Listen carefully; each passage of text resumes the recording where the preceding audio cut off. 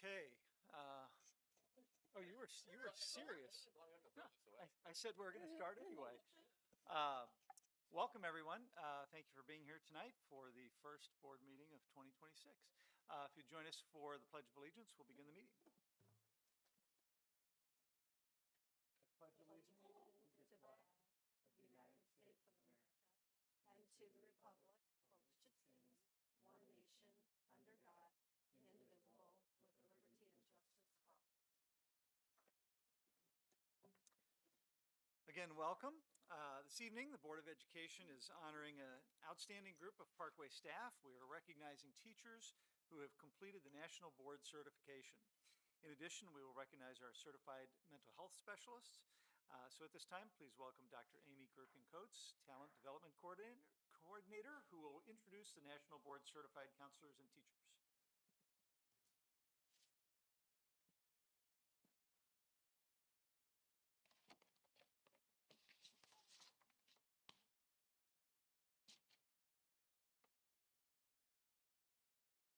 Good evening.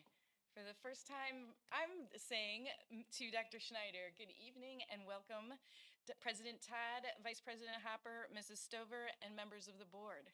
Each year, I have the opportunity to come to you to honor the Parkway educators who have earned the distinction of becoming nationally board certified educators. This year, it is with great pride that we are able to honor 4 outstanding educators.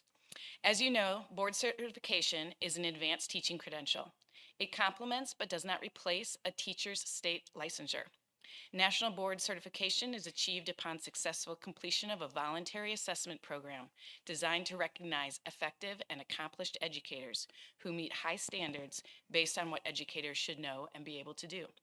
Certification consists of 4 components: content knowledge, differentiation in instruction, teaching practices and learning environment, being an effective and reflective practitioner. Throughout the process, educators apply what they're learning to their practice and connect with other educators pursuing certification. As a district, we support educators throughout their journey with a scholarship and partner each candidate with a current Parkway National Board certified educator to serve as a mentor. With roughly only 4% of educators earning this certification nationwide, I am also proud to report that we have another 12 educators at different places in their journey, collecting data, videotaping lessons, measuring impact, and adjusting instruction to be able to join the ranks of the 85 previous educators who have successfully walked this path. Applications will soon be open for the 26-27 school year, so I'm sure we'll have more joining this group soon. To put this accomplishment into perspective, only 1,271 educators have achieved national board certification in the entire state. Just 42 earned their certificate in 2025. Tonight, we celebrate our newest members of this very elite group. Please join me in congratulating the following educators. Courtney Brockmeyer, English Language Arts, Adolescent and Young Adult.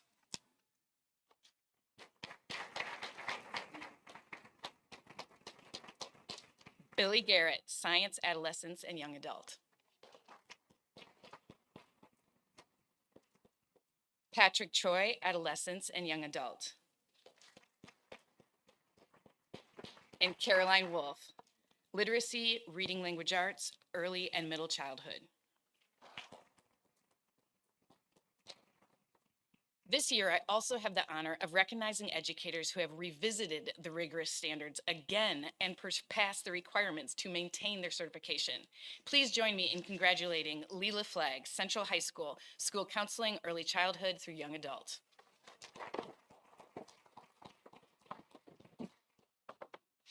And I know I saw Leela.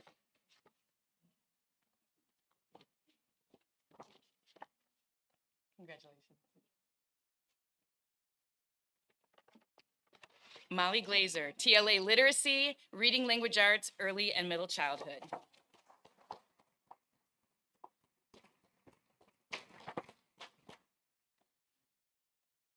Congratulations, Molly. Melanie Lunt, Central Middle, English Language Arts, Early Adolescence, and I'm happy to say a member of my husband's team. And finally, Kathleen Schweiss, Central Middle, Mathematics and Early Adolescence.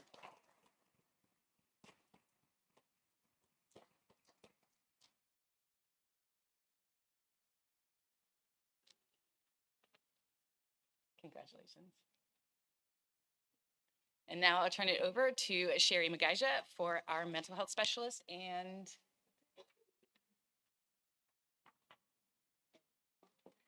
Good evening, Dr. Schneider, President Todd, Vice President Hopper, Ms. Stover, and members of the board. It is a distinct honor to recognize the professional milestones of our mental health specialists who reach a pinnacle of achievement within their field. And this year, we expand our recognition efforts to highlight the vital contributions of those who safeguard the well-being of our Parkway community. We're proud to celebrate 9 exceptional staff members who have earned the esteemed distinction of national certification through 2 prestigious bodies, that being the Academy of Certified Social Workers and the National Board of Certification in Counseling. These certifications represent a rigorous commitment to both academic and clinical proficiency. To achieve these statutes, these professionals have successfully navigated advanced academic rigor, extensive clinical practice, evaluative mastery, and ethical stewardship. By maintaining these sound professional standards, these individuals ensure that Parkway remains the forefront of mental health advocacy and support. Their dedication to continuous growth directly enriches the lives of our students and our families. So tonight we celebrate the newest members of this elite cohort. So please join me in congratulating the following staff for their exemplary dedication to our mental health excellence. The first is Lisa Sett. She is a mental health specialist from Central High School. She is awarded the Academy of Certified Social Workers.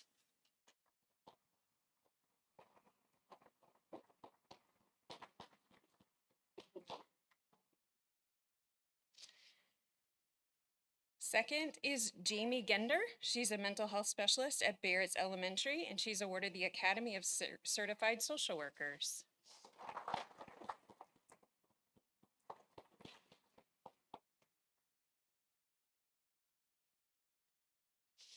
Gretchen Keller, mental health specialist at McKelvey Intermediate, the Academy of Certified Social Workers.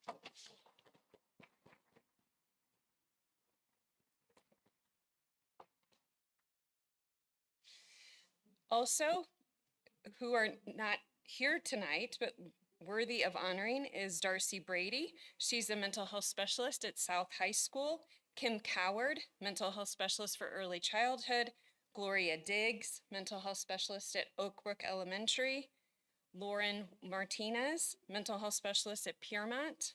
Katie Salmon, mental health specialist at Riverbend. And finally, Ellen Weber. She's a mental health specialist at Southwest Middle. Thank you.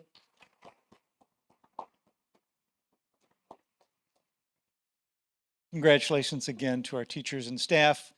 Those of you who have taken the advanced track in extending your career and advancing your career, it means a lot to us to see you make that commitment to yourselves and also to our students. So thank you. This time we'll take a quick break and we'll resume the meeting shortly.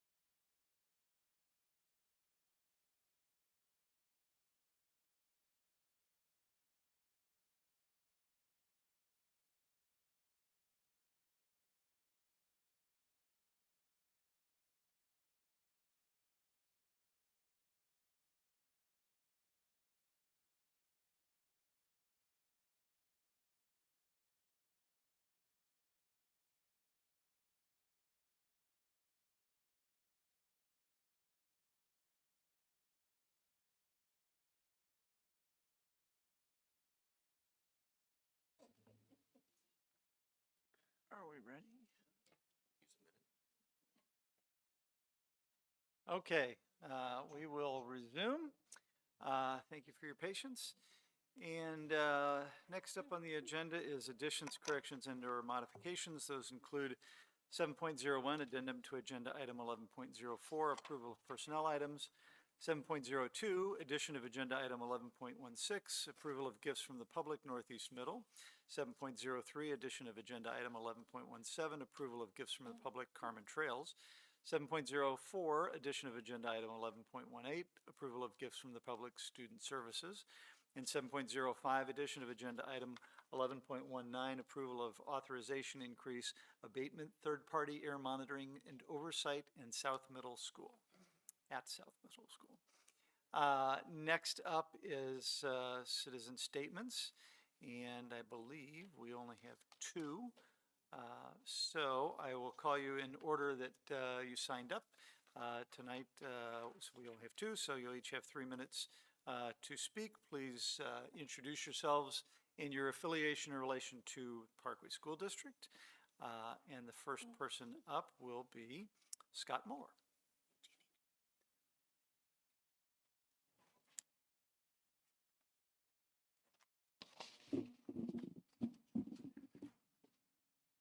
Good evening, esteemed Board of Education Direct members, Dr. Schneider and Mrs. Stover.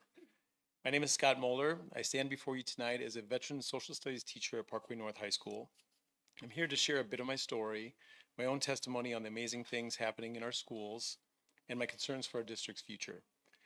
Recent presentations by fellow colleagues, particularly Drew Jennings, featured how educator salaries are not keeping pace with rising costs of living and healthcare. I'm here to dovetail their messaging with this. Without strong and affirming investment in our teachers and support staff, the harm that will inflict on our community and kids may be irreparable. Recently, our district celebrated on social media U.S. News and World Report's recognition as one of the best high schools in the country. Then twice in November, the annual state report card results for academic and overall school improvement. If we celebrate our accomplishments without rewarding the staff that got us there, then harm can and will be done. Our professional staff deserve more than token kudos for these efforts. Over the years, I've been a coach of different sports, a sponsor for clubs, taught summer school, and served in extra duty assignments to keep my own family finances afloat. Presently, I'm an adjunct instructor for a social studies methods course at Maryville University, and even mow 2 acres of common ground in my neighborhood for some extra cash. Many of my colleagues are in the same boat. In the past, as one of several staff sponsors of PATH's peer teaching program, I spent nights away from home at legendary Camp Wyman, in which our older students gather in team building circles for sensitive conversations. With our guidance, students worked on their own self-awareness and took on interpersonal nuance as they discussed how to cope with life's challenges while remaining sober and healthy. And then they lead younger students in character lessons on those things.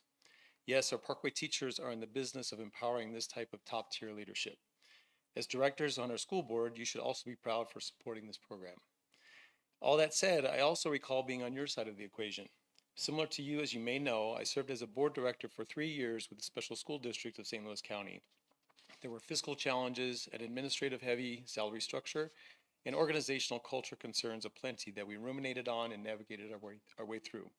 On that note, I thank you for your service and leadership as well. I know you're often in a thankless position trying to do your best for our community. It is on this final note that I ask for your consideration again for the reality of us teachers. We are the professionals that make all the other professionals. We reinforce what our parents teach by practicing the skills of individual responsibility and collaborative teamwork with each and every child. We connect, create, and innovate and make instruction relevant for our kids. We embrace the positives of AI as we also attempt to neutralize doom scrolling and brain rot. We even do our best to heal when harms like underinvestments in kids are inflicted across our nation. Please, dear Board of Directors, would you mind if I complete my paragraph? Please stand with us to respect and honor our teaching profession with sound investment, especially in this time of political uncertainty, rising inflation, and increasing costs of living. For the sake of our kids and community, please help protect our profession. We both need your support and leadership and appreciate them very much. Thank you. Next up is Russ Beckman.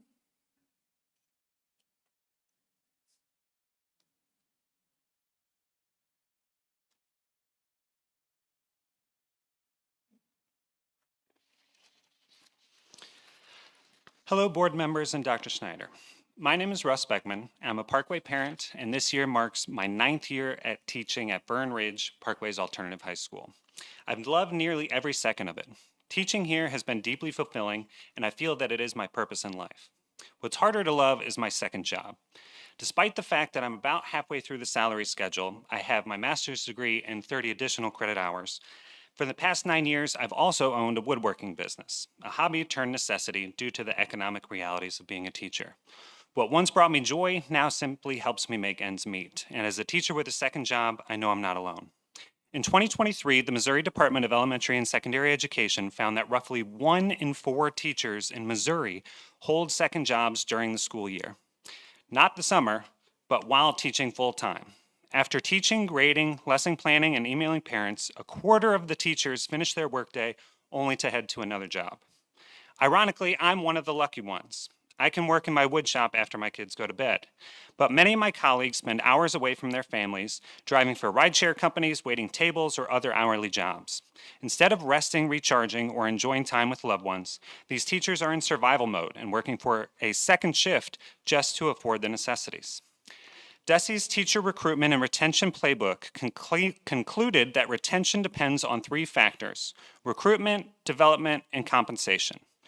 Parkway excels at recruitment and development, but the third factor, compensation, is our weak link. The same playbook says that appropriate levels of compensation result in teachers feeling appreciated and valued. If 1 in 4 Parkway teachers needs another job to get by, we're not feeling valued. We're feeling exhausted and burnt out, unfulfilled, and unable to survive economically. As negotiations begin next week, I ask you all to remember the stories you've heard from the teachers over the past few meetings.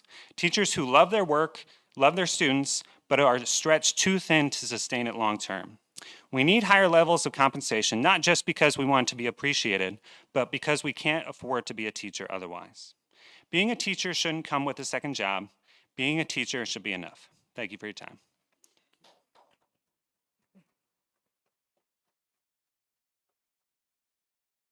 Okay, thank you all very much. Next up is the approval of tonight's agenda. May I have a motion and a second to approve the agenda for the regular meeting of the Board of Education as scheduled for January 14th, 2026? Second? All in favor? Aye. Any opposed? Motion carries 6-0. The next regular board meeting will take place on Wednesday, February 18th, beginning at 7 p.m. here at the Parkway Welcome Center. Parkway's annual State of the District will take place on Wednesday, February 4th, 2026, from 5:30 p.m. to 7:30 p.m. at Central High School. Next up is board and superintendent reports. Matt? Because I love school board meetings so much, I attended the Rittner School Board meeting last week. And I've been to a few of them before COVID. It's been my first one since COVID happened. And it's interesting to see how they approach their public, how they approach their students, and approach their meetings. So they did a great job. I thought I got some good ideas on how to bring some students maybe into our board meeting in a more direct way. But I really want to thank Ms. Stouffer. We run a tight ship here. You don't always see it necessarily in public, but definitely in closed too. She is the one who keeps us on task. She's the one who makes President Todd look good too by giving him the script also for all the meetings. And as much as I dread having to vote like 10 times before a closed meeting even starts, she does keep us in line. We follow the rules, and I am appreciative of that. So thank you. You're here. All right. Seems like forever ago since our last meeting. Obviously the holidays, the new year. But one thing I wanted to focus on is actually the day after our last board meeting. Most of the board members went and volunteered at the Parkway Food Pantry, and I knew about the food pantry. I knew what it did. That was my first opportunity to see it in action, go there, learn about it, and I was just amazed. And if any of you haven't heard of it, we have a food pantry in our district. It's at Parkway Northeast Middle, and to learn about how that started and all of the amazing work that all of the folks involved with that and the volunteers that show up, I was amazed. And we all take digs at each other about going to north and south and which one's best. And obviously I got a purple tie on, so you know what I think on that regard. But at the end of the day, we're all one Parkway, right? We are one Parkway community, and just to know how, how folks in the community come together to take care of one another. It was just amazing. So just a shout out to everybody involved with the food pantry. I was impressed, and keep it up. Yeah, I also echo John's sentiments about the food pantry. This was my second time volunteering there. I always plan to do it more often, and I think that's something I'm gonna shoot to do a little bit more frequently because I always enjoy it. I enjoy giving back. In addition to, well, you know, since our last board meeting, we had a nice couple weeks off. And then we hit the road back very quickly with a special board meeting on the 5th. So thank you to all of those that had to prepare for that. That meant you probably were working over the break. So I do appreciate that. And then one other thing, which we're going to touch on in a moment, on the 30th of December, filing closed with no additional candidates. So you got me for 3 more years. That's all I have. Thank you. Actually, congratulations to our 3 candidates. I'm sure we'll get to that later. Tiffany mentioned our closed meeting last Monday. You know, we talk about a lot of things in closed sometimes, and one of them is budget. And I, you know, obviously can't get into the details in open session, other than to say the teachers that are here in the room, the teachers that spoke, this is really hard. I hope you recognize, you know, on our side of the table that, you know, we're all board members because we like kids, and we like education, and we like teachers, and everyone, and not just the teachers, the administrator, everybody that goes, everybody in every office that goes into, you know, educating our kids. And believe me, if it was up to us and there were unlimited resources, all of you guys would get every penny you wish you know, but, you know, obviously we don't live in a world like that. Just to let you know, you are heard, you are seen, and you are appreciated. On another note, I just got an email, totally unrelated to that, to sign up for My Ride 12, which I'm really excited about. That's a nice development in Parkway, is that we will now have an app to track our buses. I've heard about this. It never happens in my house, but I know in other houses, sometimes mornings are difficult and unorganized, and kids aren't waiting outside when the bus is there. I only heard, because my kids are always like that. But this will be nice for all the families to know just how, you know, to put a little clock on your morning of how long you got till you got to be out the door. And I'm excited about that. Just to tag on to the volunteer at the food pantry, we've also, when we go to different events, we have students that are collecting to give donations to our food pantry. I'm just so proud of our students that they're thinking about our food pantry, and thinking enough of it that we're getting that those donations sent there. The story that we also received that day is about some children within the district who collect soda cans, beer cans, whatever they can find, and then they go to a recycle center and they get money for that, and they went and donated their money to the Parkway Food Pantry. I mean, we were just, you know, crying over this story. So we very much appreciate our food pantry and the service that it provides to our staff along with our families. One of the other things that I did as part of Dr. Schneider's onboarding is she's still getting to know people within the district and our community, et cetera. But we had an opportunity to have a meeting together with her and our Board of Education director that represents Parkway on the special school district. So that was a very important meeting to have, and nice opportunity for her, and the superintendent of SSD joined us as well. So it was really a nice opportunity for us to get together and talk about that aspect of what Parkway does here. So that's it. Thank you. Thank you. And I'll just mention the food pantry as well.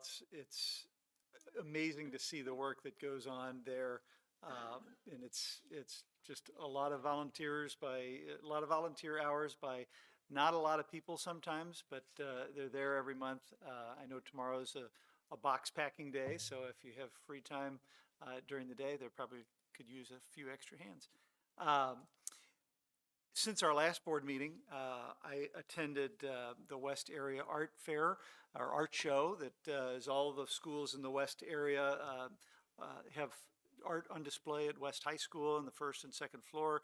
It goes, I think, through January 22nd. And so it's always amazing to me to walk in and see elementary art that is better than I could have done if I had studied art, or, I mean, it just impresses me what our kids can do. I also attended the VEX V5 robotics tournament at West High last weekend, and incredible. I think we had 4 teams from West and 5 teams from Central that all did very well, and fascinating to watch some of the things that were, some of the machines that they had built that were competing, and so great job to all of our kids that were participating in that. I also attended a communications advisory meeting back in December, and really enjoy the input of those professionals that volunteer their time to come and have us bounce ideas off of them, and how best to communicate to our public. Also want to mention just a little shout out to Ann Earhart. She's a math teacher at South High, and she won a contest on the radio yesterday morning, and I happened to be listening, and it was, but it wasn't just, hi, I'm Ann and I won and everything. She was like, oh, I'm a math teacher at South High, and it was really cool to hear her talk, in a very energetic and positive way about what she does. And so much so that the on-air radio personalities kind of had a dialogue with her about how impressed they were about her approach to teaching. And there were even people that called in after the fact and made comments about, I'd like to be Ann's friend. I mean, just listening to her talk. So it was really cool. It was a kind of a Parkway proud moment for me. So, yeah. So anyway. Neat. So before winter break, I was able to attend a few things in the district, and one of them was the Parents Advisory Council for Children with Disabilities. The superintendent of the special school district, Dr. Mike Macklin, and I both attended that and were able to listen to the parents who were present, share their perspectives and their experiences in the district with their students who have IEPs. I also attended the facilities winter luncheon that was just before the winter break as well. I hadn't seen that group all in one room together since the July facilities barbecue. It is an incredible group of people who do things that are just, we walk past every single day in our buildings, but they are keeping them fine-tuned, clean, running them well, and it was really nice to be able to see them all in a room together. There was a lot of them. We also celebrated that we had 5 legislators come and visit our schools between November and December. It was really exciting. I was able to see a few of them at this. They visited 2nd grade for the most part, but they went to our elementary schools to talk about what it means to be a lawmaker, and just answered and fielded questions from 2nd graders, and they did a tremendous job of it. It was entertaining for me to watch them with the 2nd graders, but also the 2nd graders gave them a lot of great questions and were really prepared. We were very grateful that they spent time in our schools. After the break, we had, there was a 6th grade night, which I was invited to by one of our board members over at Northeast Middle School. It was an orientation for students who would be 6th graders there next year. And there was, their jazz band played, and the kids were able to walk around and see all the new classrooms that they might be in, get their way around the school, start envisioning what they would do, maybe which academy they would want to be a part of. So that was really neat to see. Today, I spent time at Sereno Springs Elementary watching how their data team works, and that was a really neat experience for me because to be able to see the 1st grade team in action, sorting through what their kids had done on their winter NWEA scores, and really sifting through what did they need to do as a team to get some of the students access to the content. And they talked about building vocabulary skills for students learning English. They also talked about students with disabilities and better access to mathematics. And it was a rich discussion, and I really appreciated being there. One thing I did forget that I did right before break is I went to the sing-along at Carmen Trails, and I met their big, huge black lab therapy dog, which was very cute to see. I think that was on my, was that a Payday Notes picture last week? Okay.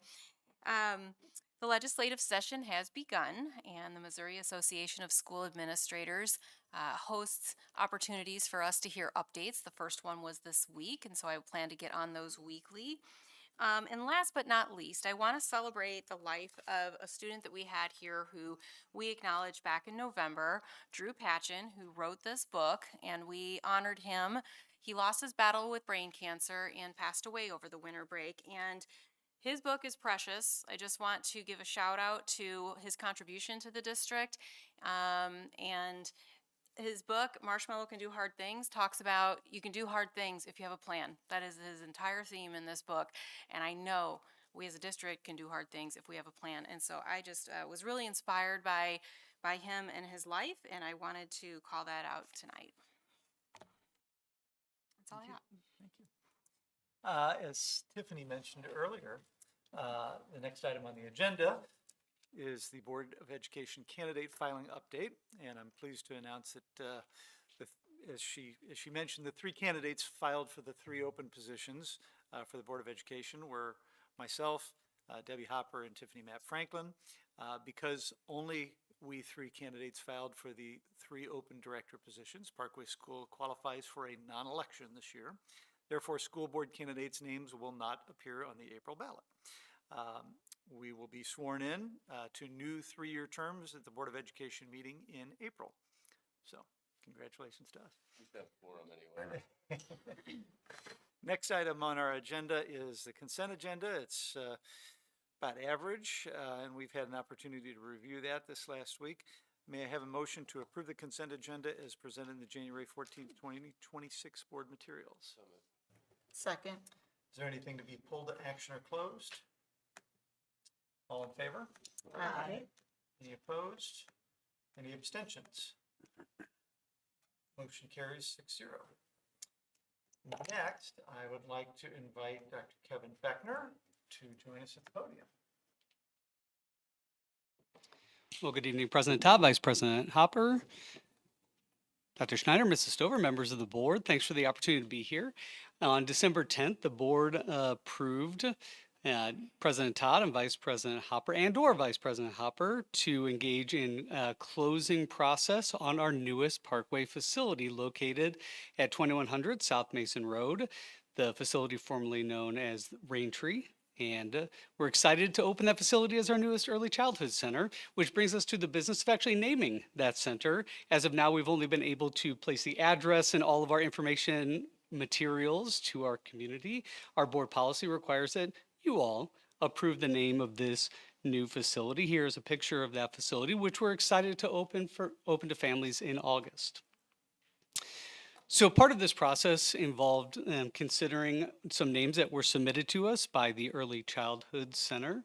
And we did have to consider creating a degree of consistency with existing schools and sites, and ensuring the name honors the high quality programming at all of our early childhood sites. So we did receive some submissions from our early childhood staff that were things like early childhood nature trails or early childhood Mason Meadows, something to hearken to the nature heavy aspect of the school. And with some of these considerations, we had to say, we don't want to pretend that we don't have high quality programming and outdoor learning and other things going on at all of our sites. So in considering these names, we settled on 2 possibilities, which were Early Childhood Mason Woods and Early Childhood South Mason. We're bringing to you the recommendation tonight to name the center Early Childhood South Mason. That would align with many of our other Parkway facilities that are named after roads or the physical locations in which they are involved. And so with that, we'd be happy to take any questions that you might have. Question? Thank you. There's no questions. Thank you. So at this time, may I have a motion and a second that the Board of Education approve Early Childhood South Mason as the name for the Early Childhood Center located at 2100 South Mason Road, St. Louis, Missouri 63131. So moved. Second. All in favor? Aye. Any opposed? Any abstentions? Motion carries 6-0. Tonight we have no policy review. However, we do have next on our agenda a report. And that is the Budget Task Force update. So I would like to call on Dr. Melissa Schneider to formally, and along with Carrie Nunn, our CFO, to formally begin the presentation.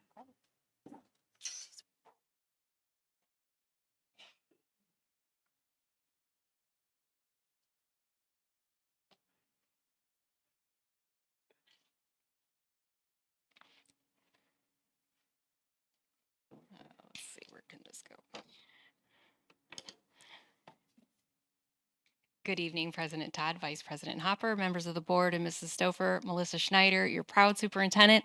And I am here in collaboration tonight with members of the Budget Task Force who have agreed to present what we have been working on this first semester. I'm very excited about this presentation, and they are sitting right here. I will ask you all, when it is your part, would you just come up and introduce yourselves to the board and state your position so that they can remember. Let's move right along here if we can.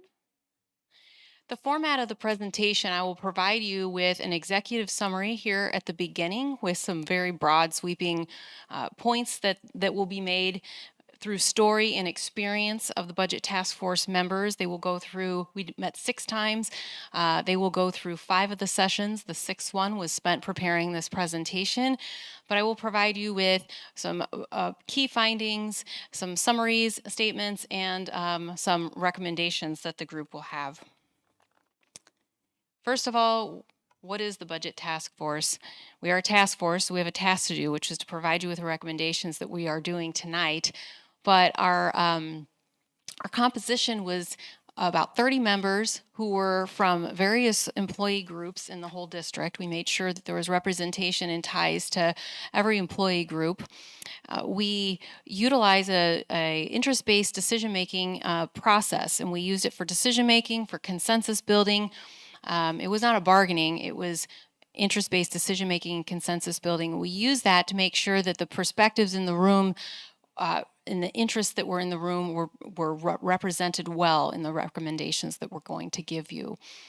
We had a focus on transparency and want to continue that focus in the district and in the community as we discuss how the budget works and being able to post. We posted our resources after each meeting online, and we will also share with you a link to a new website that we have launched where the community as well as employees can see the work that Parkway is doing in being good stewards of our resources.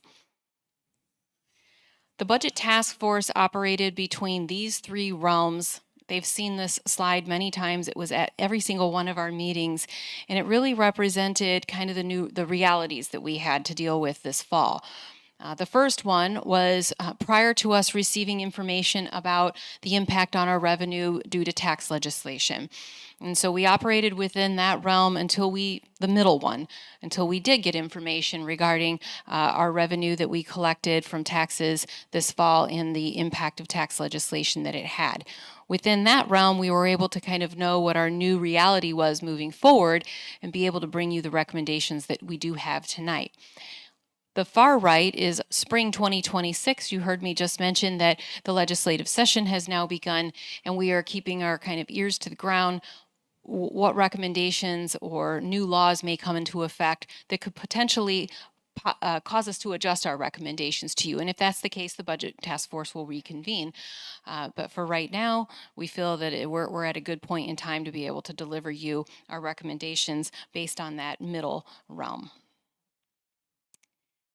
Every single Budget Task Force, we were reminded of the goals and objectives of the group. The very first and foremost one was education. I want to point out that this group's goal was not, you don't see on here anywhere that our goal was to align Parkway's budget with the strategic plan. Rather, this was a time for us to very generically learn about public education funding. And it was a learning curve for everybody. I do remember asking the group, and I had the privilege of being able to co-present and facilitate with our CFO, Carrie Nunn, every single time. So I wore my math teacher hat, and I really loved waking up on those days thinking I get to teach math and talk about math this afternoon at the Budget Task Force. And we really did, we learned so much together. The first session I asked folks, fist to 5, how much do you know about public education? We got a lot of this and 1 and 2, and their knowledge and my knowledge in teaching it and thinking about it really grew. There was a lot of laws and a lot of rules behind what we can do with money in a public school district, and we learned about those. We had a strategic analysis. After we learned about it, we could actually analyze it and pick it apart for several of our funds. What are the strengths, weaknesses, opportunities, and threats to some of the funding sources that we have and the ways that we're spending money? Again, we built trust and transparency within the group.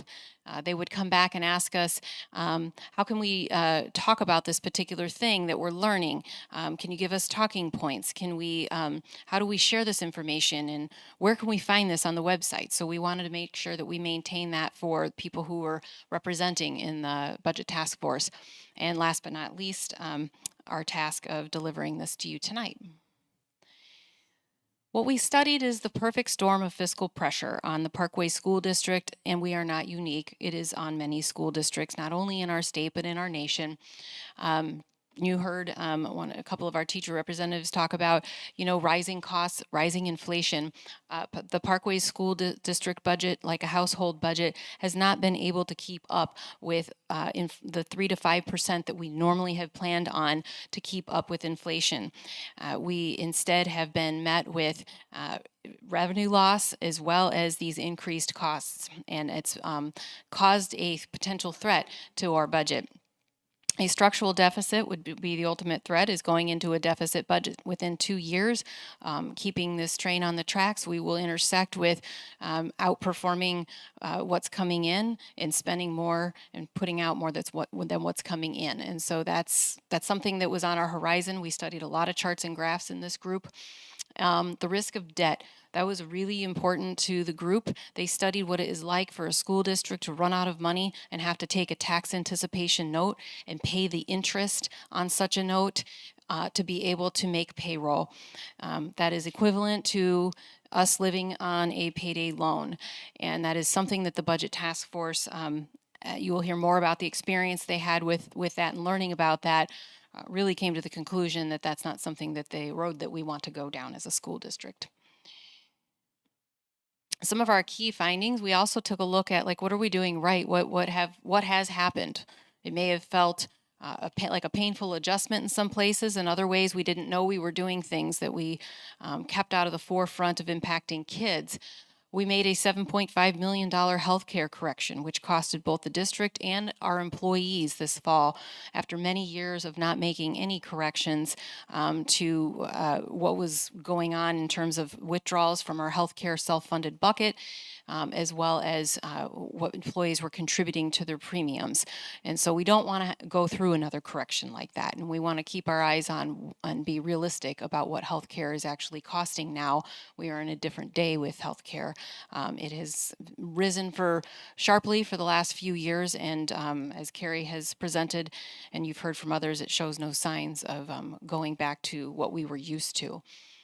We want to proactively mitigate, and we have made some initial cuts to food, travel, department carryovers, and we've implemented these just as soon as this past week in speaking with principals and carryovers from their building budgets. So we are being aggressive about that. Employee morale. I want to talk to members of the budget, or speak about members of the budget task force who lived through our budget cuts that Parkway had about 15 years ago, 2011-ish. And I was really glad that their perspective was in the room, because they said that was a really painful time. And we don't want to have to live through that again. It was a painful time to Parkway. It was a painful time to employee morale. And if we can keep our eyes on the storm that's out there and really plan now, let's avoid something like that again. And last but not least, some of the things above the bullets that I just spoke about have added up to a total of $12.7 million in cuts that we've already made in 2025-26. We have reduced services and supplies in the building and department budgets, as well as other places that we have trimmed that have not impacted students. So I want to name that because we are proud of that work, and we will keep looking for ways and creative ways which we can do that. The recommendations you're going to hear about tonight and the experiences from the Budget Task Force and learning and arriving at these recommendations, there's 4 of them. Number 1, protect our fund balance. We learned that a fund balance range of 40 to 45% would ensure us from taking a tax anticipation note. This is a calculation that the Department of Elementary and Secondary Education gives us. 40% is the bottom. We don't want to live paycheck to paycheck either, which is why we have that range there, to be able to have money for a rainy day or expenses that we haven't planned for. We want to stabilize and fund healthcare here. We value having healthy employees and having things be affordable for all of us, for taking care of our families and ourselves.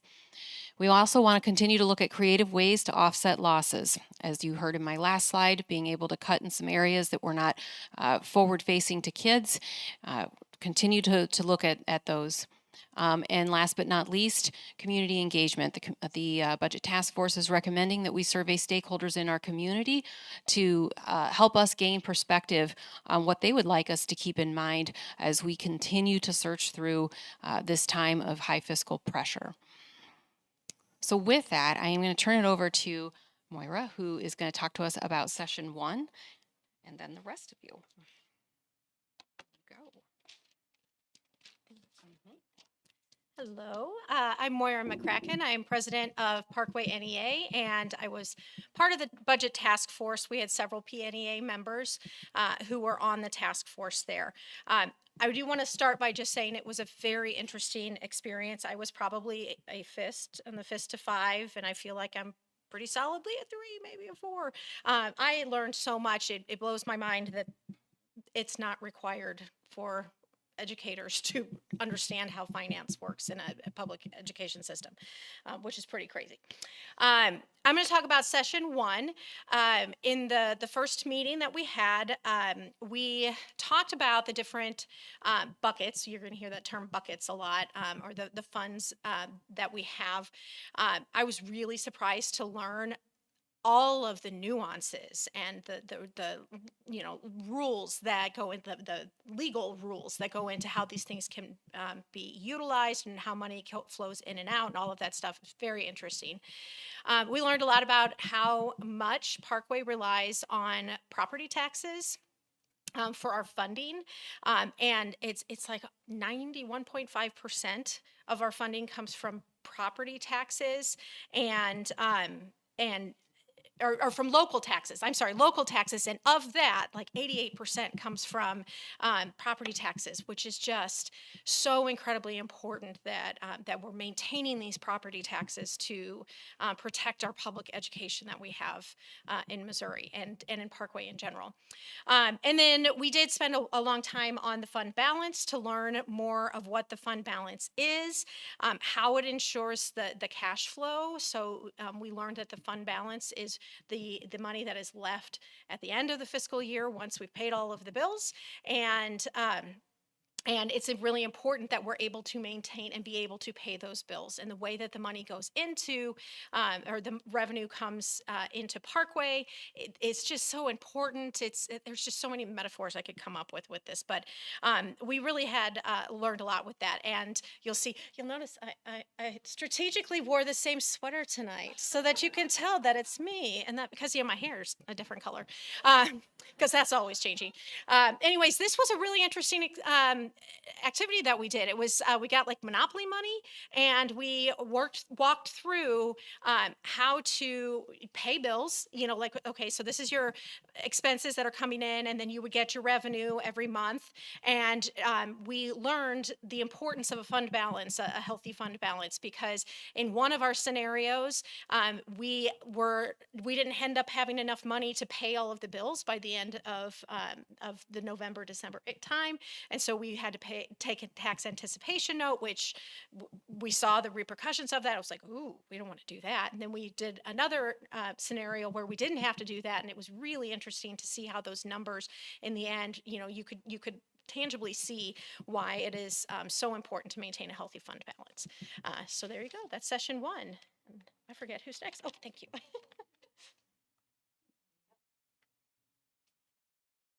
How does this advance? Is it this one?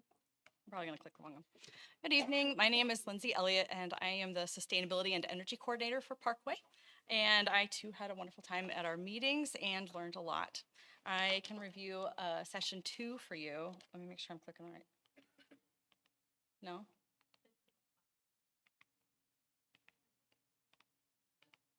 There we go. Got it. Okay. We're having fun already. So in session 2, we learned about the different funds that encompass all money coming in and going out of the district, including those that are recurring, which therefore creates a total financial picture.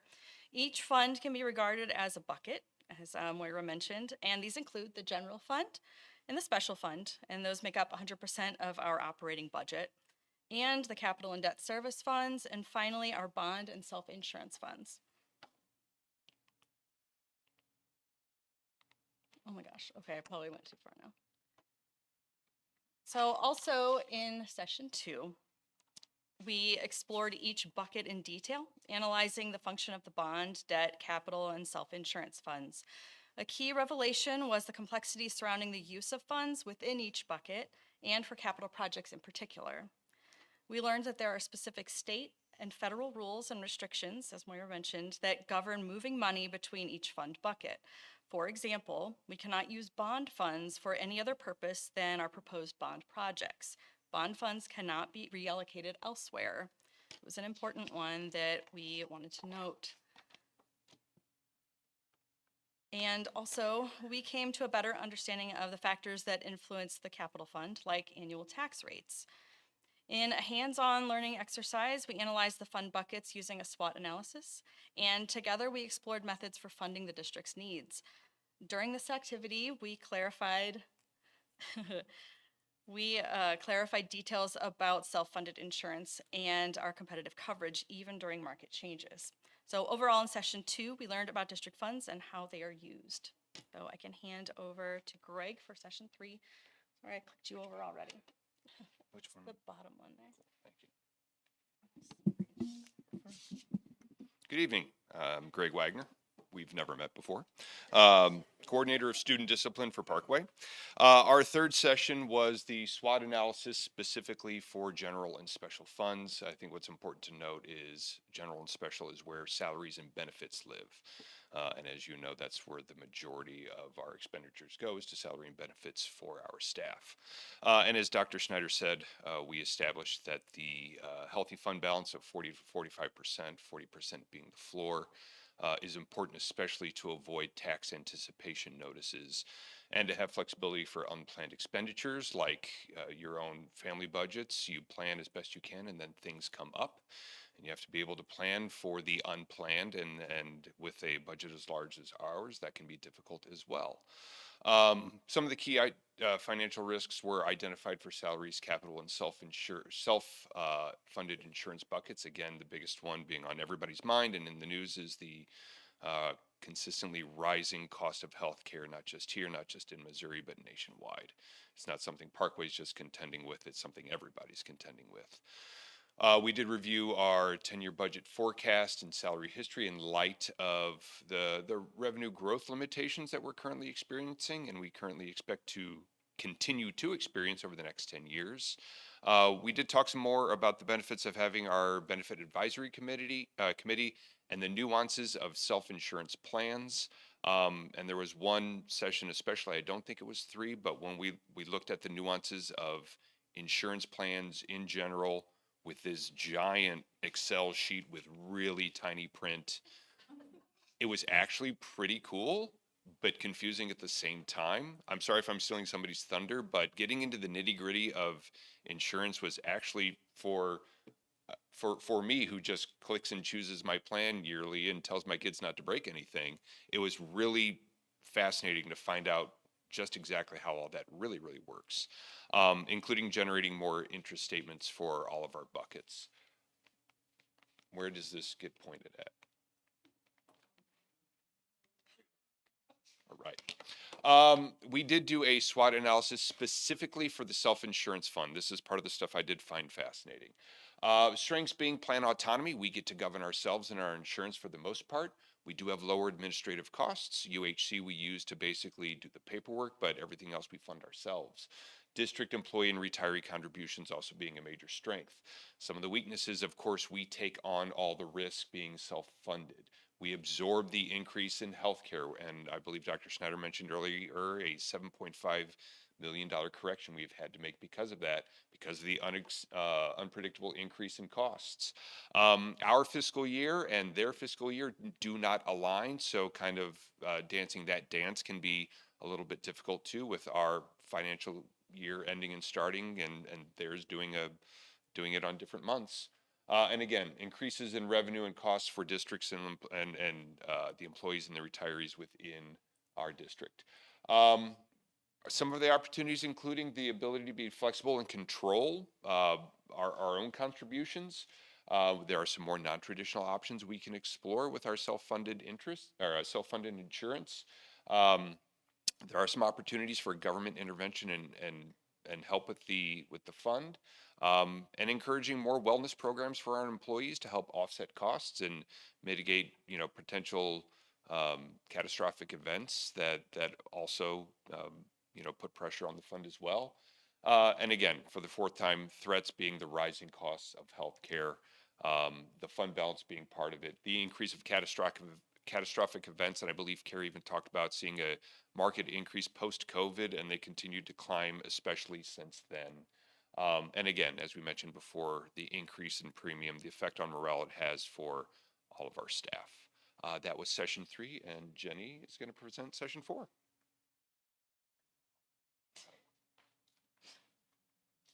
It's not that hard. Just kidding. Just kidding. My name's Jenny Littman. I'm the nurse over at Central High School. I'm also the president of the Parkway Nurses Association. I get to speak on session 4. And by session 4, the task force, we had spent several sessions learning how the district's finances work, where the money comes from, how it can legally be spent, and how quickly costs are rising.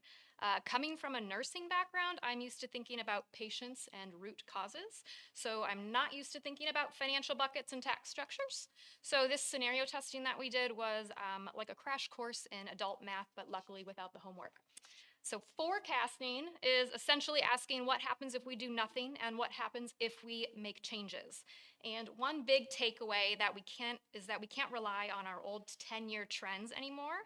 Unfortunately, post-COVID costs, especially for healthcare and services, are skyrocketing. So using our 5-year data just gave a more realistic picture and helped us understand that ultimately this problem is not going to fix itself. Another key insight is that the district can move existing property tax revenue between certain funds without voter approval, but raising taxes does require voter permission. So finally, we discussed community perception. And since understanding school finance is very complex, but we do want the community to be educated about school finance and to accurately understand just the district's story. I take it back. There we go.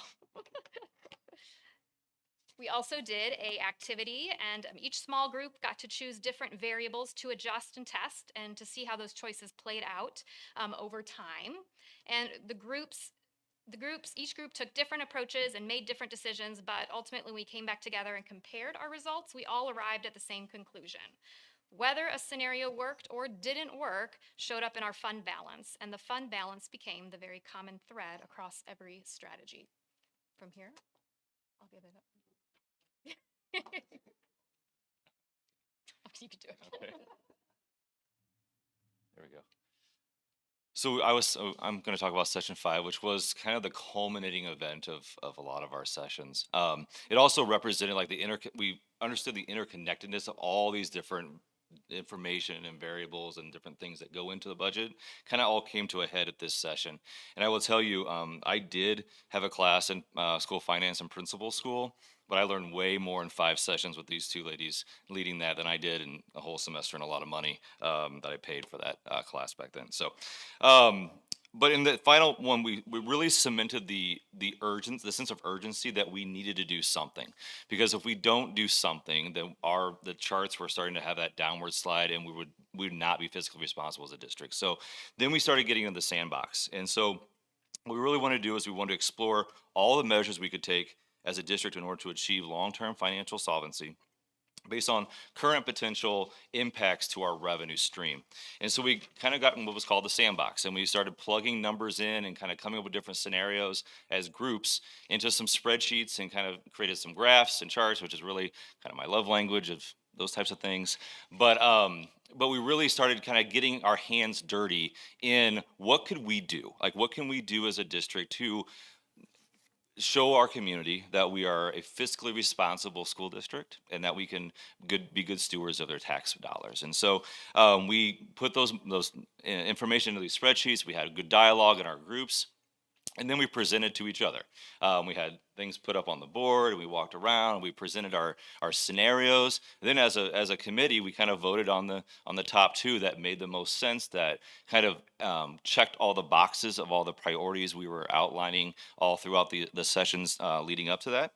And then we kind of had that realization that we did have those kind of some viable options on the table that will then become the platform for our future discussions as a committee and as a school district.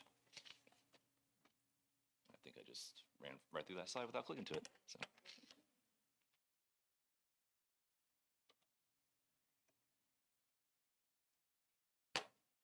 So last but not least, one of the outcomes of the budget task force, we had two members from our communications team who were inspired to create this website, investedinparkway.net, and it has gone live, and it has you can go in there and find out a lot about what the budget task force has studied, including charts and graphs around where our revenue comes from, the things that we have done with bond money, how we've invested in innovative educational options for our kids. And it will continue to be built out, but I just wanted to take a moment here and publicly announce the launch of this website, and it's very comprehensive. It'll continue to even get built out more. I also want to publicly thank the members of the Budget Task Force tonight who gave of their time and a lot of cognition. And if you are here tonight and you are on the Budget Task Force, can you please stand so that we can just recognize you? Yay. Thank you. Thank you for doing that. And just to bring us home with our recommendations and hearing them once again, the things that you're hearing from the Budget Task Force are these 4 things. Please protect our fund balance. We do not want to go below 40%, and we want to keep a range so that we have money for a rainy day. We want to stabilize healthcare.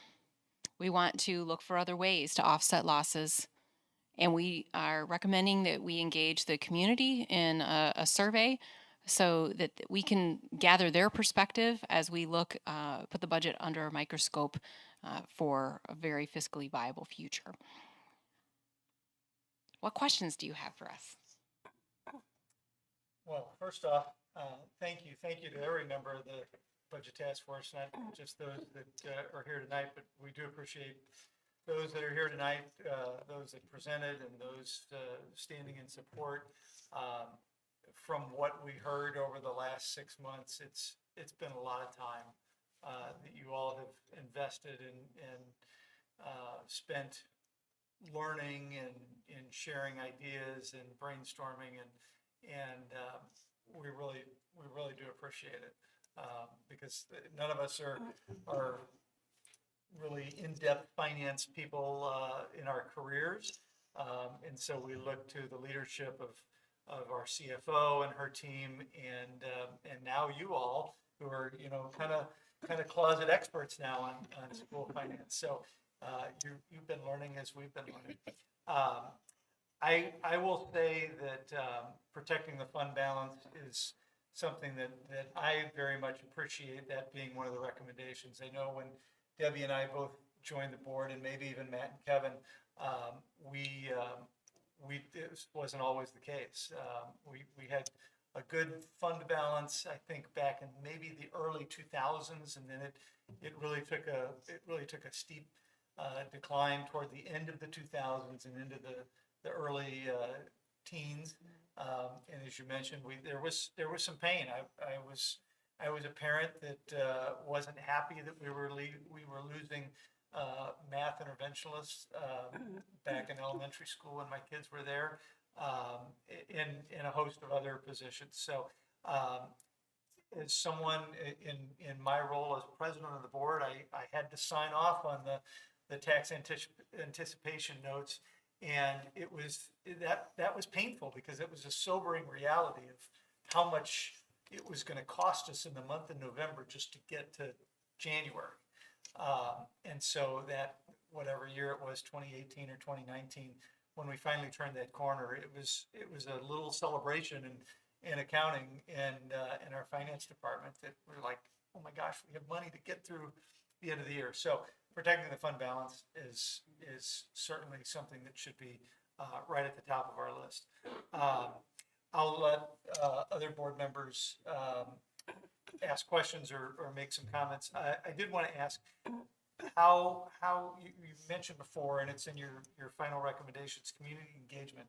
How would we go about surveying our public and because I think that's historically that's been a great way to kind of take the temperature of our community and what they value in the Parkway District. I've recently spoken to the communications team about ideas for this, and what we'd recommend is excited about the State of the District that's coming up on February 4th, and having a thought exchange as a preliminary way for us to learn what the community is interested in so that we can design a survey that will dig deeper into some of the responses that they have on our thought exchange. We'd like to have a professional survey put together that is validated and analyzed so that we can get a real feel for where our community's priorities lie. And it's been a couple of years since we've done a comprehensive survey like this, and so it's kind of time again, but a good time to also use the information as we make decisions about the budget. I think that'd be an important component to all this. Anyone else? Well, with the fund balance piece, when I came on the board, we did get tax anticipation notes when I first came on the board, and I think the fact that it's important to note too that not before me, the board did pass a policy to actually say that we had to grow the fund balance to get to that point where we had enough to cover. With interest rates the way they are today, can you give an idea of what that short-term loan would cost us if we had to go back to those days? Isn't it 1.2 million? No, go ahead. Sure. That was my best guess. Good job, Harry. So we would most likely have to get a tax anticipation note for it. If we were in a position where we needed one, you'd want to get it for probably at least 1 month of payroll, which here in Parkway, 1 month of payroll and benefits is about $17.1 million. So we are fortunate in that we have a high credit rating. We are AAA rated. So we would get lower interest rates, but they can still range between anywhere from 2 to 4% because they are subjected to whatever is going on in the market. So at that rate, you're looking at about $600,000 just in interest, just to pay back that loan. Could be higher if you have to get a higher amount in the loan, or based on what's happening in the market if the interest rates are higher at that time. That's for 1 month. And that's just 1 month of 2 months payroll. would be more So like- yeah, so 1 month is $17.1 million. 1 month of payroll, so that'd be 2 payrolls in a month. So 17.1 is 1 month payroll. So you'd probably have to get a tax anticipation note for at least that, if not more, depending on where the fund balance was at and what cash flow we would need. Thank you. I'd like to touch on the third bullet about offset losses here, where you talk about looking for creative and strategic ways to offset the losses and lost revenue. Could you give us some ideas as to what the plan is to do that and how those are going to be identified?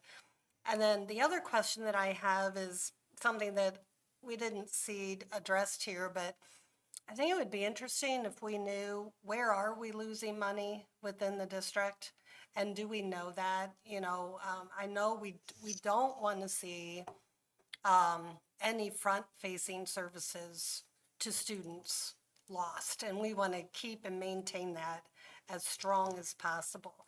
But I think, do you have information yet on where are our losses and where do those need to be improved upon, and what needs to be done there before we, Don't have comprehensive information for you about that yet, but be happy to bring back a report on that.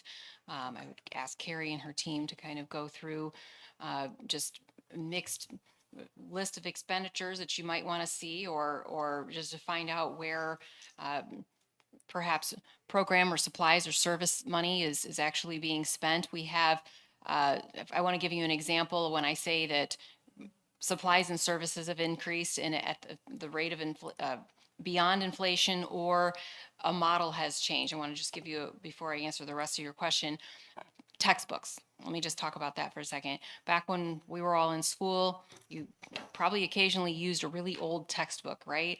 And that's really not something that we can do and rely upon anymore because most of our content is digital content. And when we've paid to have access to it for 5 years, it's gone unless we renew it. And it's a pretty high dollar price because that's what we're doing now. And that's what most, that's the age that we're living in now. But it would be like having all of your textbooks taken away. And you can't just use them for another couple of years. We can't just use digital content for another couple of years if our expiration has passed and we don't have access to it anymore. So those are areas in which we may be spending more money than we had 10 years ago because the way we use the supply or the material is no longer the model anymore. And so not that that is frivolous spending, that's just a new way that we have to spend money to get the access to the content that we need to be able to educate kids. So that's one area.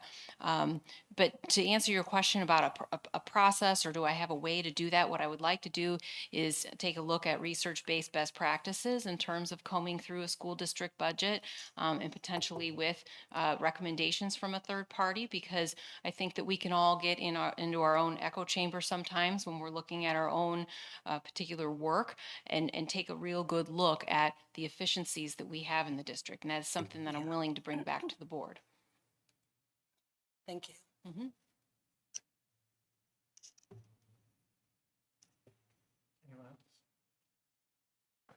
else?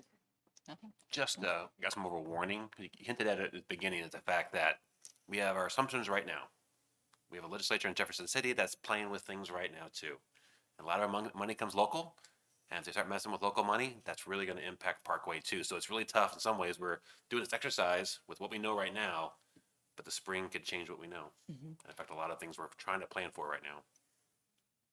It reminds me of a slide we heard when we saw when we visited with our nurses before tonight's meeting. There was, I think it was the statement, "Be prepared for the unexpected," and that's something that a healthy fund balance affords us. Yes, it does. And being able to be grateful and to the generosity of this community in which we are locally funded so wonderfully in Parkway, that is something that we rely heavily on. And so to Mr. Schindler's point,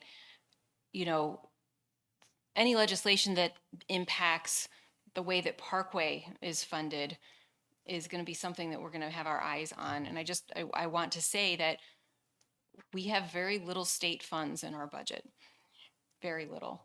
And our residents do pay their state taxes, and they don't come back to Parkway at a very high level. And so our mix of funds is very dependent on the property tax that's here in this community, and we're very grateful for our community members, those with kids in the district and those who have had kids in the districts and those who don't have kids.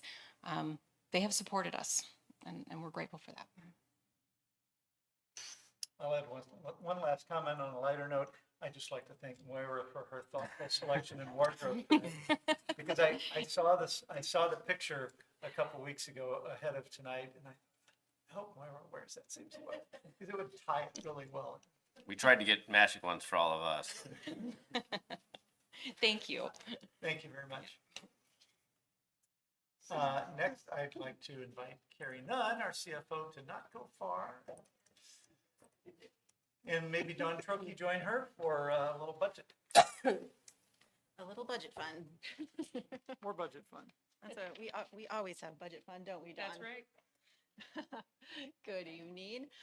So as we go through this budget, I just always like to remind everyone that our budget is created to support our vision and our strategic plan. So everything that we have in our budget should be pointing towards what our mission and vision and strategic plan is, because that's what if you have a strategic plan, if you have a vision, if you have a mission, but you don't fund it, then it's just a piece of paper, it's just a pretty book, it's just sitting somewhere. So all of our budget is designed around that.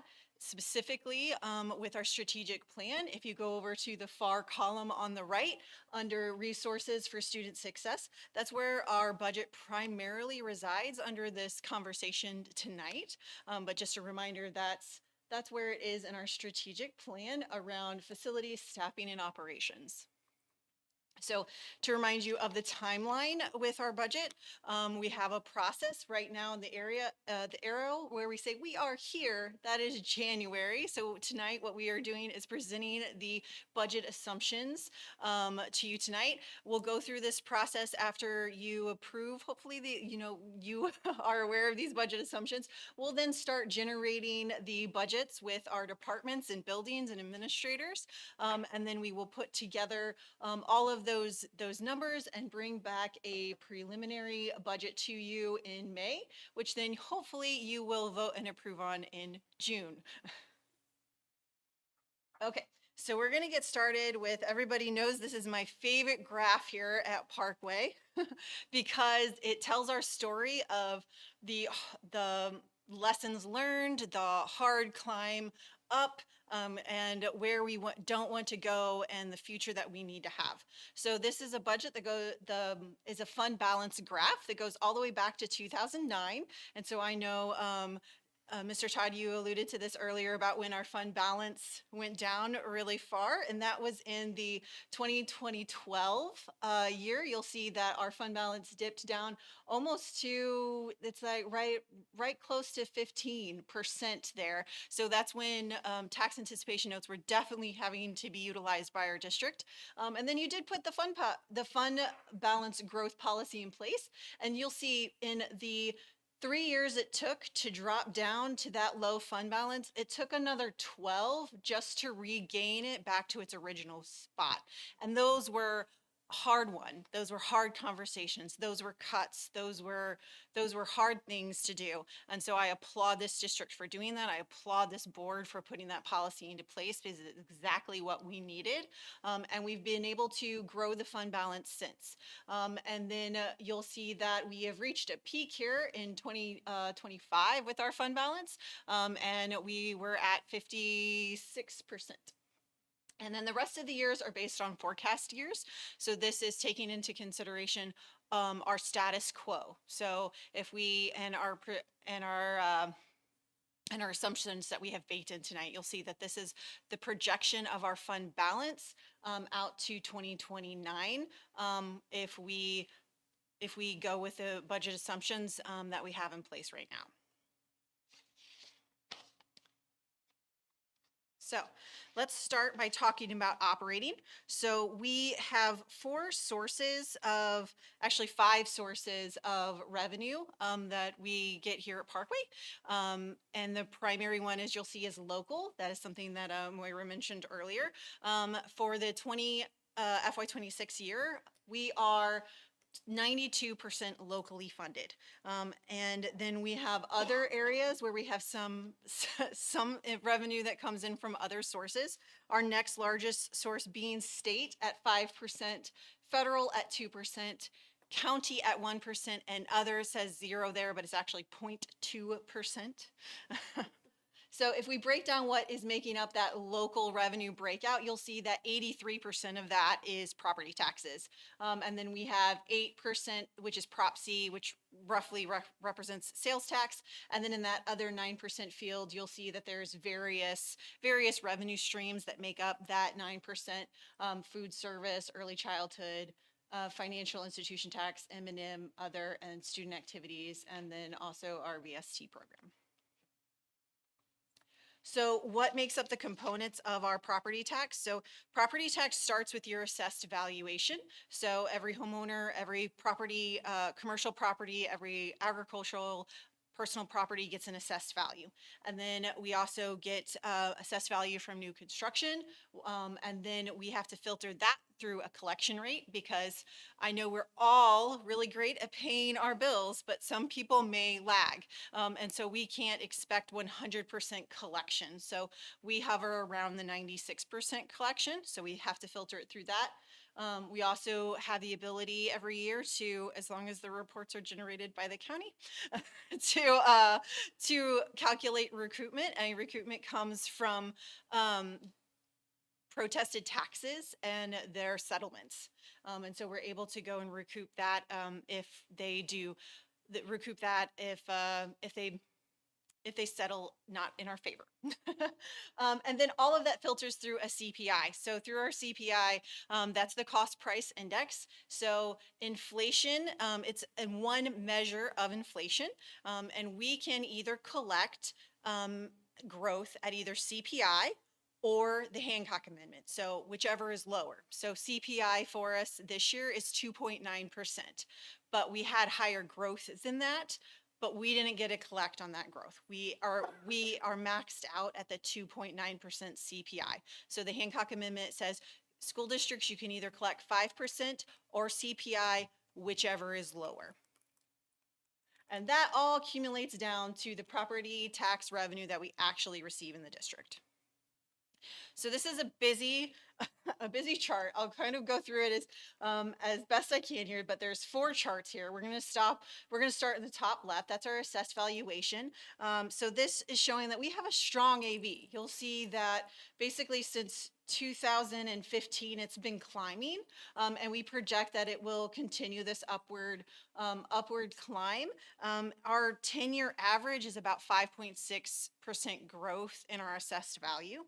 The next chart right over to it is the collection rate. So you'll see it can vary, but for the most part, it stays around that 96%. So we always budget for around 96 or 95.5. So that way we know where it's going to come in. But that's our trend. The last 10-year average of collection rate has been 96.8%.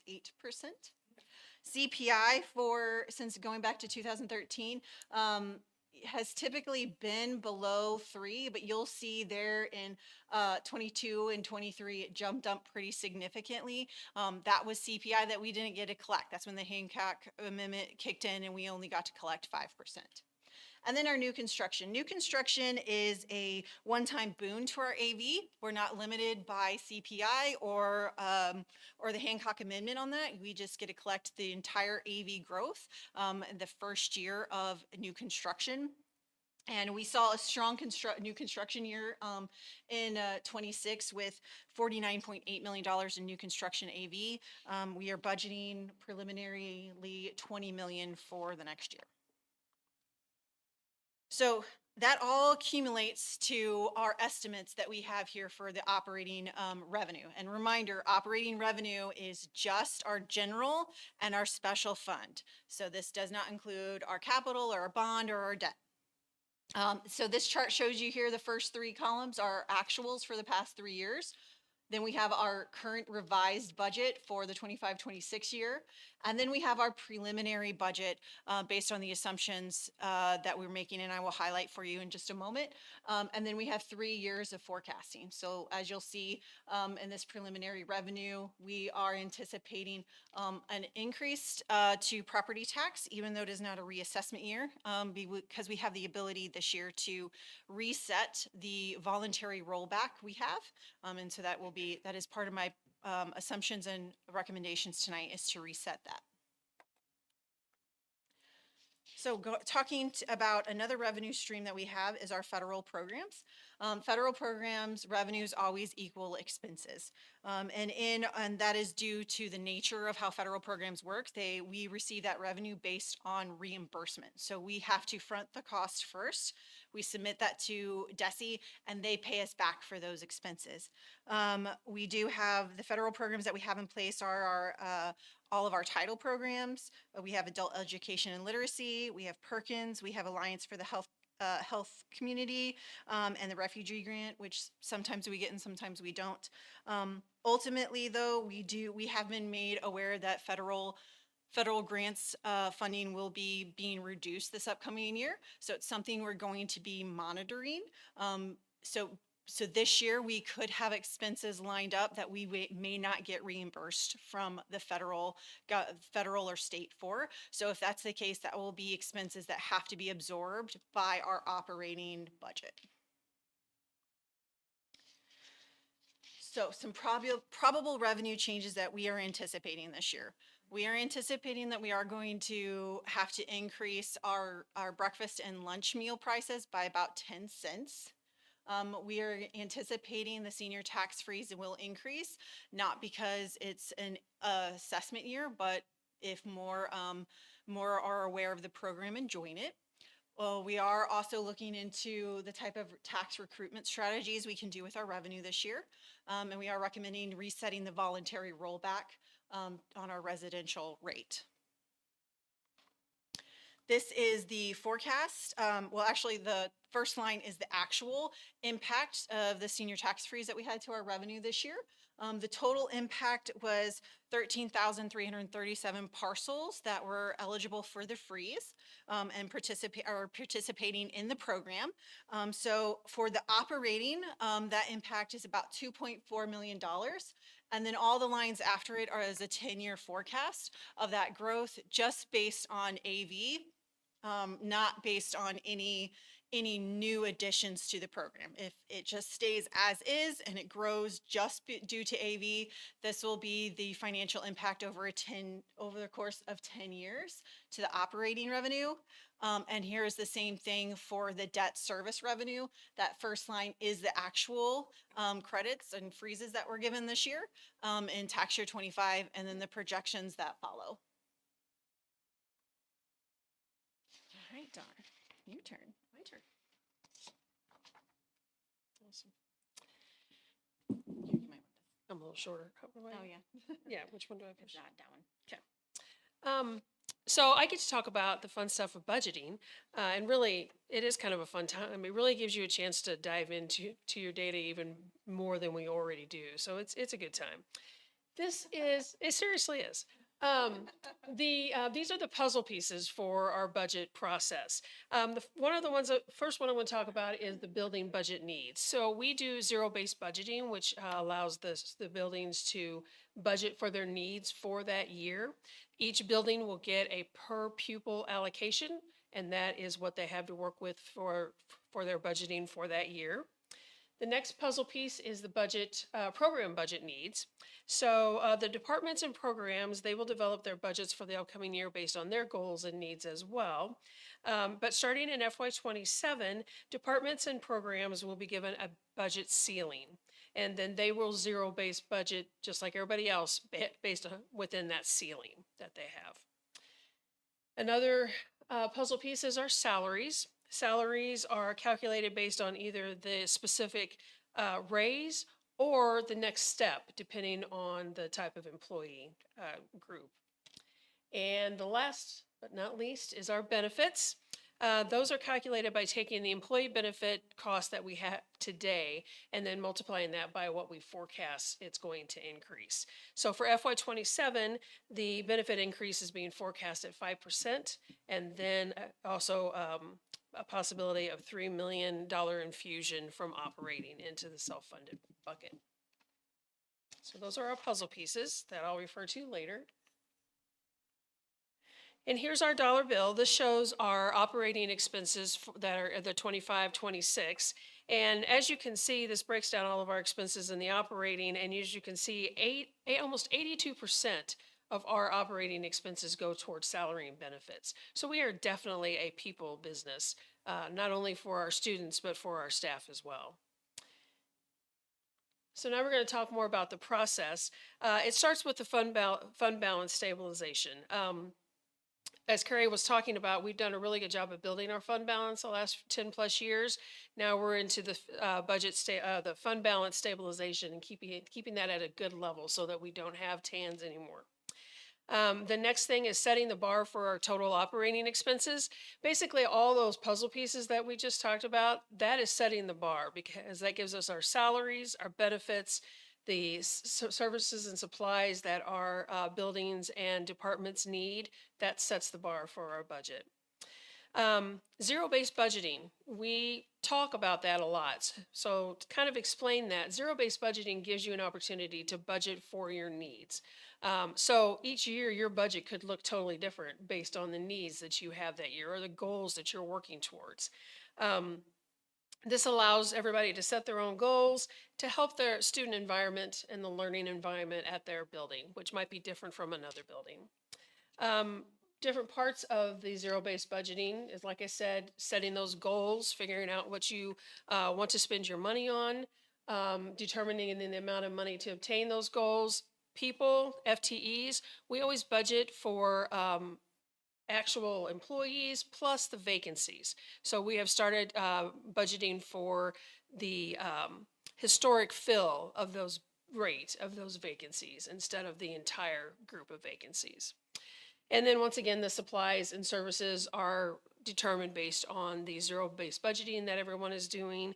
And as you can, and we're going to be eliminating carryover for FY27 as well. So that's another way to think for the buildings to be thinking about that, and the departments as well. But as you can see, that all those puzzle pieces and all of this process, it is definitely a team effort. It is not just the finance department putting this together. We need a lot of input from everybody on the team. So we talked about the fact that, enrollment, buildings get a per pupil allocation. Enrollment, as you can see from this slide, it started back in 2014, and then around 2019, it started to go down. This goes all the way through estimate of 2026 and 2027, and it still has a trend of going down.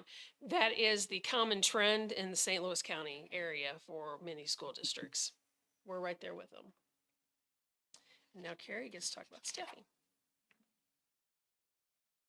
As Dawn was mentioning, this is a big part of our puzzle. So we want to achieve our strategic plan goals. And so under the resources for students and success, one of the things that we had a goal was to conduct a support staff compensation study.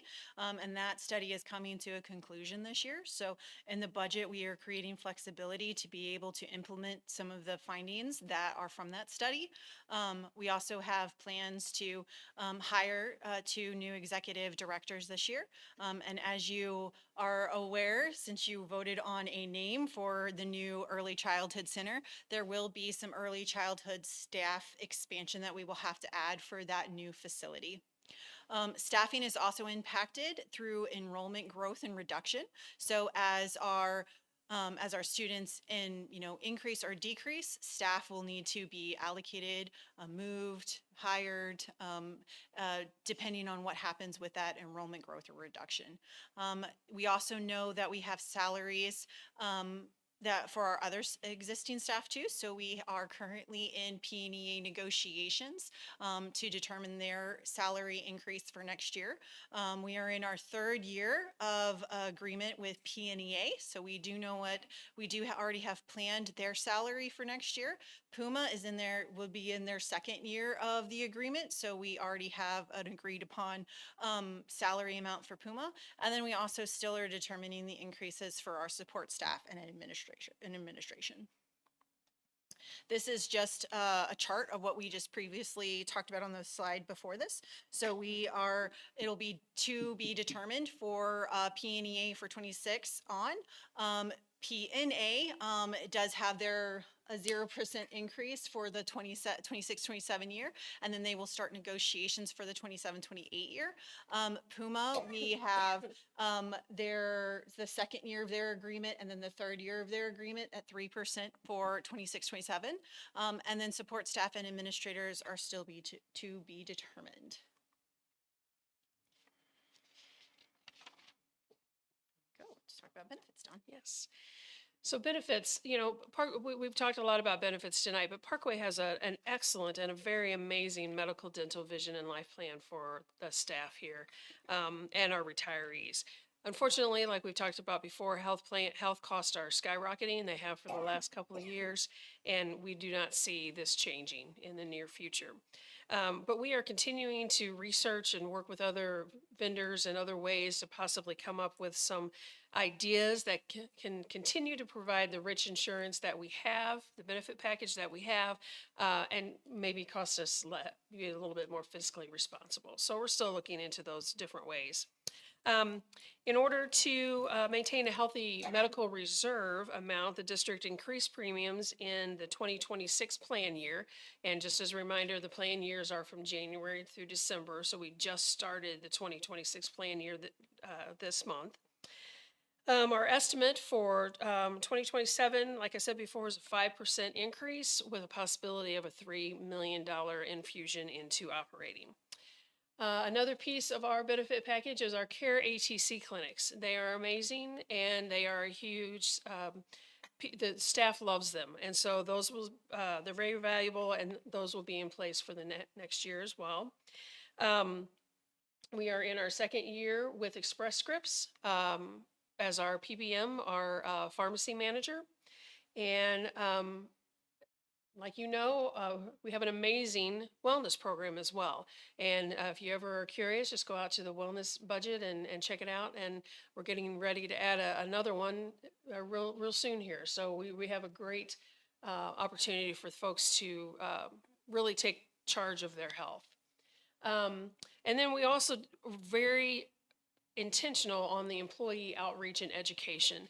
Our benefits staff this year in September and October held meetings that basically explained the new benefits that we're starting in 26. Anybody could sign up for those meetings and attend and get a very good basic understanding of our new benefits. And then in November, 3 days a week for the entire month of November, it was back-to-back 15-minute meetings that anybody could sign up for and get more personal information if they needed some help from benefits. So we really tried to educate the staff on the benefits and how they work and what they can expect, and those are just some of the ways we do that. Retirement is our PSRS and PEERS state system, and those amounts will increase when salaries increase. But those percentages are staying the same again this year, 14.5% district and employee contribution for PSRS, and 6.86% contribution district and employee for PEERS. So, an employee's total compensation is more than just their salary. It also includes the health benefits I was just talking about. So here's an example. If your current year average replacement teacher salary is $58,500, and we got that from Masters plus 15 step 7. So that's kind of your average teacher cost. Single coverage cost for medical, dental, and vision that the district pays for is around $12,000. Retirement into PSRS at 14.5%, and that amount includes your salary and your medical, that they do 14.5% off of that amount. That goes to about $10,000. So your Medicare at 1.45% is about $848. So an average teacher that starts out with a salary of $58,500, their total compensation package is $81,976 due to our good benefits that we have.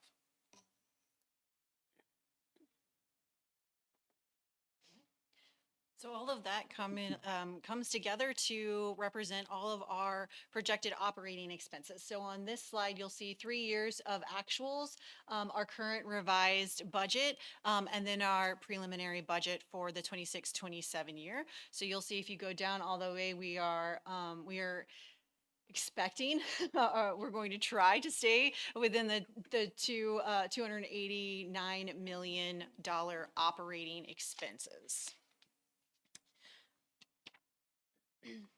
And this is now bringing together our fund balance. So this starts with our beginning fund balance, shows you the revenues, the expenditures, where we are over and under, and then what our ending fund balance is with the percentage. So this shows you the last 3 actuals, our current revised, and then the preliminary budget. It's important to note, as we saw earlier when we've been talking about the fund balance and health, for Parkway to stay, for our fund balance to stay in a 40 to 45% to maintain a healthy fund balance and to avoid tax anticipation notes. So at this time, if we incur our preliminary budget, then we would end the operating fund balance with 51% for next year. So fund balance growth, so this comes back full circle to where we were at the beginning.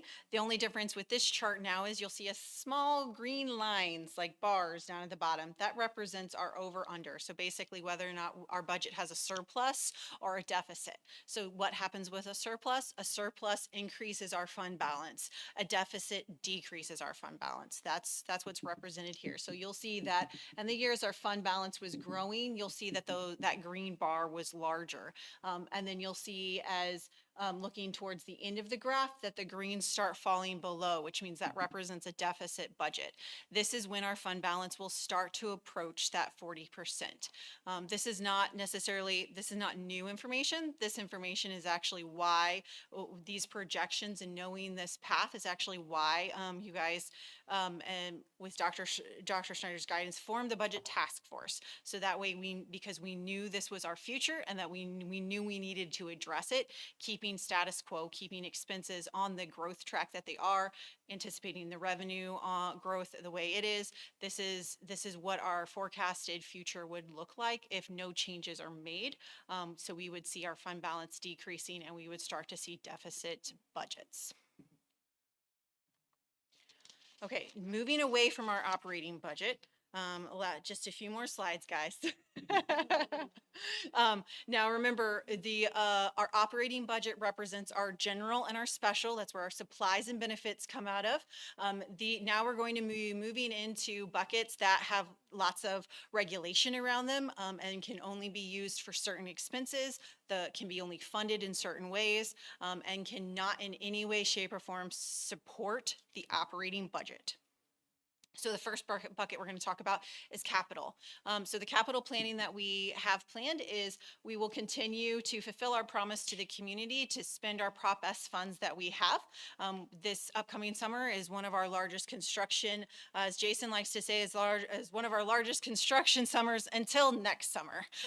So we have lots of renovations happening throughout the district that we're very excited about. This is a true celebration of the community's support for us in these prop bonds initiatives and revitalization of buildings and new roofs, new HVAC systems.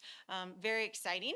We are also going to continue in the steering committee the work of Facilities 2050, and that work will continue into the 26-27 school year.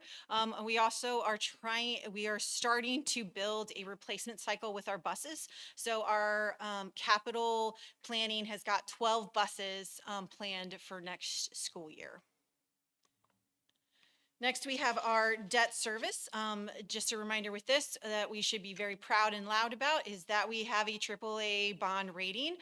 We are only 4. There's only 4 in the state, and we are one of them. So that is something we should be proud of. We anticipate continued assess valuation growth that we have had. We also, one of the things that also contribute to this is that we budget well. We actually receive a national award for our budget and have for many years. It's the Meritus Budget Award, and we're able to have that because we have a strong strategic plan that this district worked hard to develop. And all of that comes together to allow us to have the lowest interest rates we could possibly have on our debt. So we are very fortunate in that regard. And you made it. But do you have any questions that me or Dawn can answer for you tonight? So I have a question. It's from, unfortunately, the very beginning. Oh, okay. And it's in regards to when you're planning to present the preliminary budget. Mhm. So knowing some of the discussions that could potentially take place and potentially impact our funding at the legislature, how would you include those potential changes if they're coming at the same time? That is an excellent question. So some of it we'll do the best we can to pivot, right? It depends on what is impacted because it's it's kind of a wide variety of things that could be impacted, anywhere from local to state to federal. Like we have no idea where those impacts are going to hit. So for instance, we already know, we've been told we'll lose some federal funding, but we're not even though we're not fully aware of what that true impact could be. So it depends on what the impact is and where it's linked, how quickly we can pivot.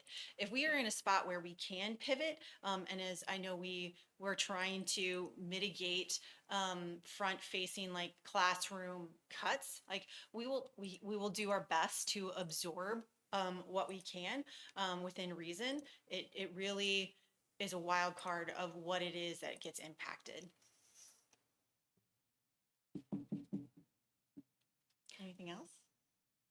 Oh, yeah, you also mentioned that there was some expenses, some federal expenses that we might not get reimbursed for. What's the reason behind that? Correct. So we have been made aware that there is going to be some title funding reductions. And so even though we have been made aware of that, we don't actually see that yet on the state's platform. So the unfortunate thing is we may not know the full impact of title reductions until September. They're technically supposed to have the budget out on what they call, their site is called EPEGS. They're supposed to actually have that out there on July, but they didn't even have that ready for us this year till, so is it September? I said that right? September. So if that's the case again, we get told a lot of things. Sometimes they end up being true and sometimes they end up being not. And so we've fallen in the spot where if we have to see it to believe it first, especially if these are going to have impacts to the areas in our schools or areas to our staff. We don't want to we want to pivot. Like I said, it goes back to we want to pivot where we can, but we don't want to pivot unnecessarily if something doesn't come to fruition. And when do they normally reimburse? So it's really driven by us and how often we go into the EPEG screen and update the expenses. But as long as their program is up to date with all of the information that's supposed to be there, we can submit for reimbursement every single month.